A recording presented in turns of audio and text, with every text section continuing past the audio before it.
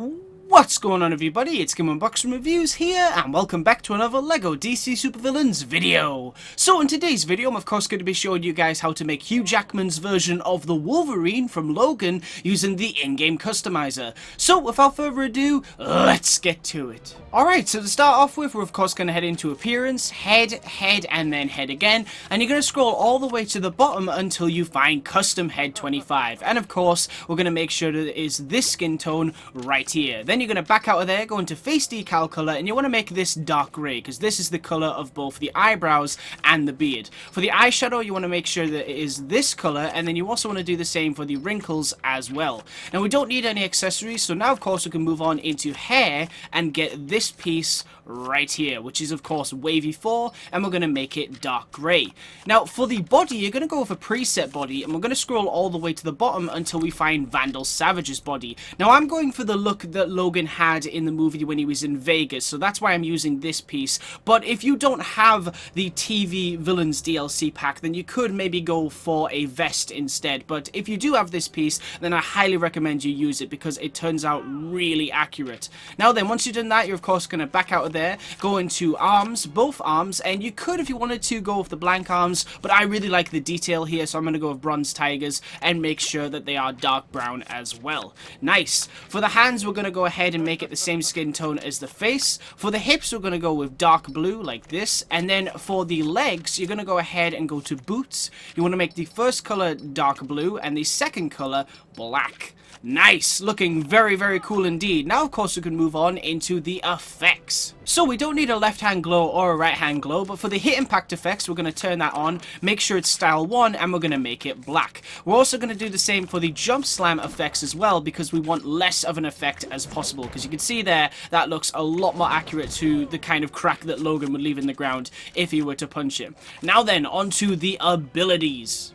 So we don't want anything for the tag button, but if we go to the X button, go to double tap X, go to double jump, turn that on and go with style 1, I think that makes a lot of sense. That's a good one. But for hyper jump, I'm going to leave that because even though Logan can jump very high, you never see him jump distances like the Hulk in the actual movie. So I don't think it would make sense to give him that ability. We're also going to leave tap square, but on hold square, we're going to go with the lunge attack ability, and we're going to go with lunge style 3. And it looks even better when he actually has the claws. Now, for tap circle, we're going to go ahead and give him detective mode, and we're going to go with red as the color. Yep, that looks good.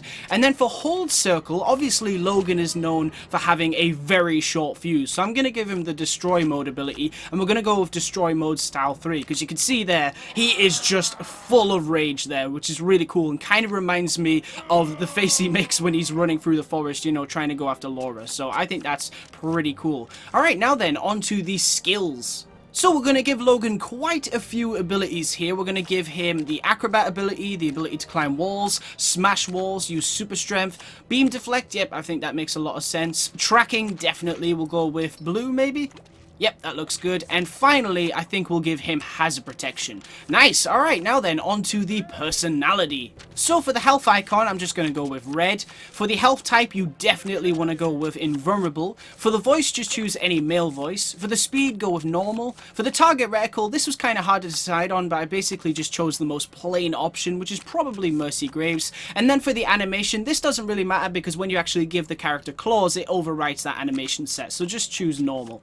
Now then, onto the weapons. So of course we're going to scroll down to claws, claw type, we're going to select the long claws. You want to make sure both of them are this color right here. Nice. Alright, cool. So we have done the appearance, the effects, the abilities, the personality, and we've given him his claws. Now of course all we need to do is fill in the basic information. So we're going to choose hero, we're going to make sure the affiliation is unknown, and of course we're going to name him Logan. Very nice. Alright, cool. So now, of course, what we're going to do is drop Logan into the hub world and see just what he can do. And here he is. This is, of course, my custom-made Logan made in LEGO DC Supervillains. Let's just get a good look at him right here. I went through a lot of different versions of this character. I mean, originally I wanted to do the version with the vest, but I just think using Vandal Savage's body makes him turn out so much better. I mean, I've lost count of how many times I've used that body now because it is just so useful, and I really hope that we get more pieces like this in the DLC packs to come. Now then, what can he do? Well, of course, he can attack with his claws, which which you can hear there. I just love that. That is so cool. This really turned out quite authentic. Like, it definitely looks like Logan, which is obviously what we're going for, so I'm quite happy with it. If we go attack some objects over here, I can show off his abilities a bit better. So there you go, you can do that. If we jump in the air, it leaves a crack in the ground like that. That's pretty cool. If we tap circle, he's got detective mode. If you hold circle, he gets really mad and starts rushing towards things. It works with like objects like that, unfortunately not vehicles, and I think it works with people as well. And of course he can also lunge towards objects, so if we do this, there you go, attack. Nice. So let's actually go fight the police as this character. Come on, Logan, let's move it and jump. There you go. Oh yeah, and we also gave him a double jump. Oh, you know what, I should have done that. I should have picked her up and then used the claw attack, because that's going to look awesome with Logan.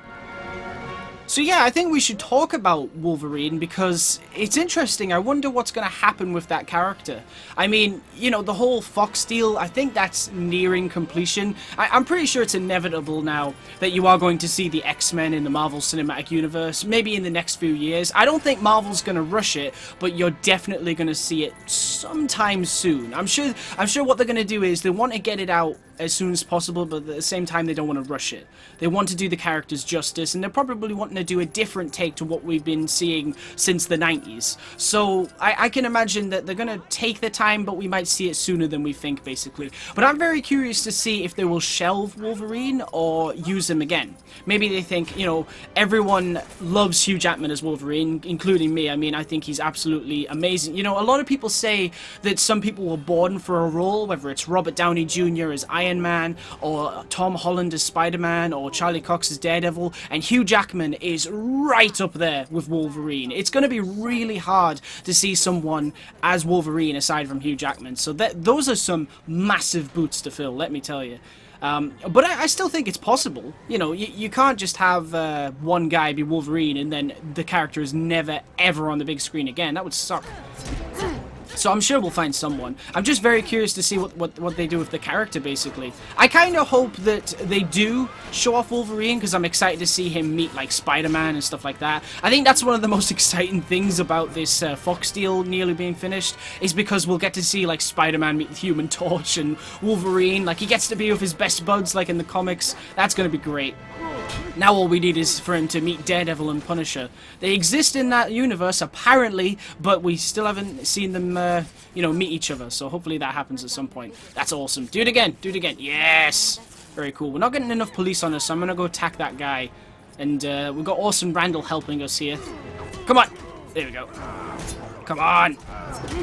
I kind of hope that with the X-Men, you know, I do want Wolverine to be a big part of it, but I think one of my issues with the Fox X-Men movies, I've enjoyed a lot of them, some more than others, obviously, but I think my biggest issue is the way they treat Cyclops. Like, Cyclops is supposed to be the team leader. He is an awesome character, and he always gets shelved in the movies. I feel like with the more recent ones, they're trying to give him a more, you know, leader kind of, you know, trying to make him more of a leader in the new movies, but at the same time, you got Mystique there.